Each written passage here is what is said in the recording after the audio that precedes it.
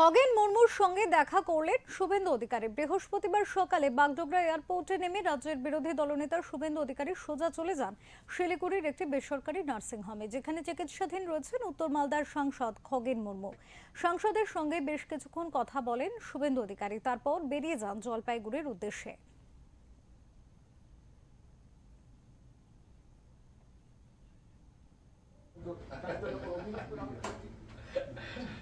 আরে আরেকটু থাকতো না, কথা কম, এই কথা একটু কম বলছেন বলে ভালো আছে। না না, ভিতরটা তো ঠিক করতে হবে, ভিতরটা তো আপনার ফ্র্যাকচার আছে না, আপনার তো এখনো লিকুইড খাওয়া হচ্ছে, নরম খাওয়া, তাহলে ঠিক আছে। বিষয়টা কি জানেন, গেলে লোকে আর একটু থাকতো।